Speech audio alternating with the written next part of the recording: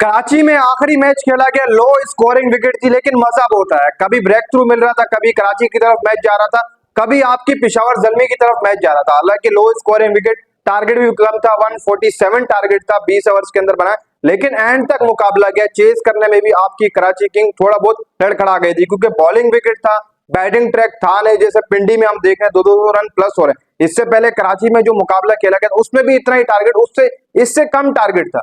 फिर भी कहीं ना कहीं थोड़ी बहुत अगर देखा जाए तो बकिया पिचेस है, उनके बराबर जो कराची की विकेट है वो नहीं आ पाई। पिछले जो मैचेस कराची में खेले गए थे वो बैटिंग फ्रेंडली विकेट थी, लेकिन जो लगातार 2 मैचेस हुए कराची की इस विकेट के ऊपर, उसमें 128 प्लस हुआ, फिर उसके बाद कल रात को 147 प्लस हुआ 20 ओवर में। बाबर आजम ने कल रात को 40 रन की बारी खेली 41 बॉल पर। हालांकि मौके ही बाबर आजम को बहुत मिले। मीर हमजा ने शुरू के अंदर कैच छोड़ा, जो पावर प्ले के अंदर पिशावर ने स्कोर बनाया वो बहुत कम स्कोर था, फिर 147 प्लस किया।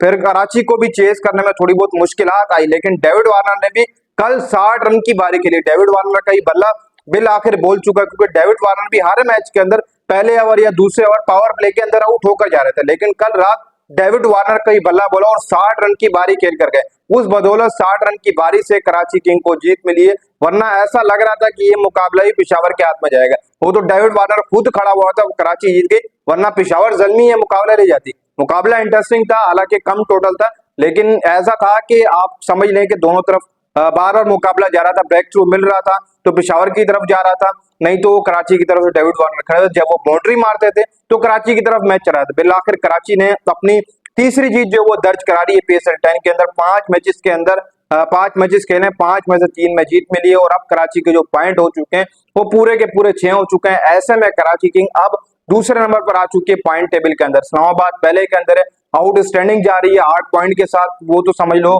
कि एज अ क्वालिफाई कर गई है अगले राउंड के लिए। फिर आपकी कराची किंग 6 पॉइंट लेकर दूसरे नंबर पर है।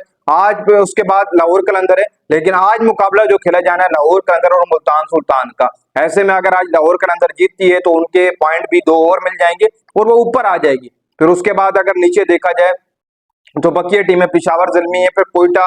कोयटा को अगर आप देखें तो कोयटा एज अ बड़ी जबरदस्त टीम है इस साल PSL की, लेकिन कोयटा को शायद पता नहीं क्या हुआ, वो बिल्कुल नीचे जा रही है। जिसको ऊपर आना चाहिए था वो नीचे जा रही है। उनके पास बॉलिंग भी है, बैटिंग भी है, लेकिन फिर भी शायद कोयटा ग्लेडिएटर बार बार जो सीजन गुजर रहे हैं उसमें डाउन जा रही है। लेकिन अच्छी बात यह है कि कराची किंग जो हर सीजन में नीचे जाती हुई नजर आती थी, अब वो ऊपर आ रही है। कराची किंग एज अ दूसरे नंबर पर कराची मौजूद है। आज जो मुकाबला है मुल्तान और लाहौर का, एज अ मुल्तान के लिए इतना अहम मुकाबला है जिसकी कोई हद नहीं है, क्योंकि मुल्तान को अगर टूर्नामेंट में कहीं से भी बैक करना, थोड़ा बहुत टूर्नामेंट के अंदर बैक करना, तो आज लाहौर कलंदर को हराना ही हराना होगा, बहुत ज्यादा जरूरी है।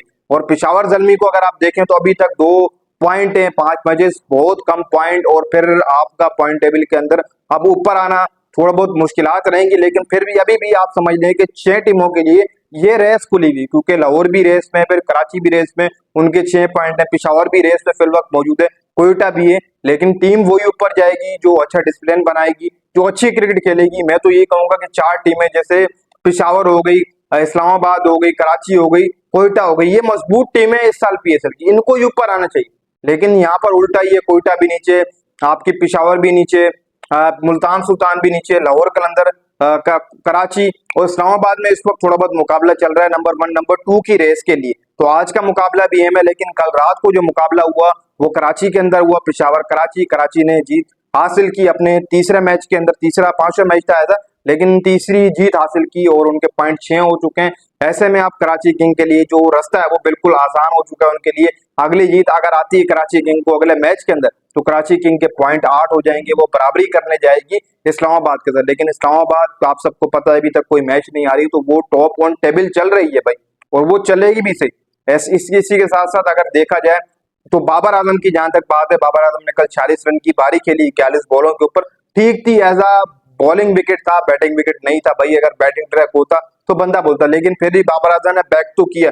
लेकिन अपनी टीम के लिए ये 41 पर 46 T20 के अंदर इस मौजूदा टाइम के ऊपर बनता नहीं है। वैसे आपको लंबी इनिंग खेलनी चाहिए थी।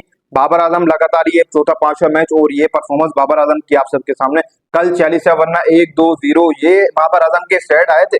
आपने अगर देखे इस PSL के अंदर फुल फ्लॉप गए बाबर आजम, फुल फ्लॉप इस PSL के अंदर। कल रात को फिर भी 40 करे, मौका भी मिला बाबर आजम को, हालांकि शायद किसी को मौके मिले तो वो आई थिंक अपनी टीम के लिए 70-80 रन की पारी खेल रहा था, लेकिन वीर हमजा ने कैच छोड़ा। 1-2 एलबीडब्ल्यू थे, वो नॉट आउट रहे बाबर आजम के लिए, शायद थे नहीं, अंपायर ने दिए नहीं, लेकिन वहां से भी किस्मत उनको लेकर गई, तब जाकर 40 तक पहुंचे।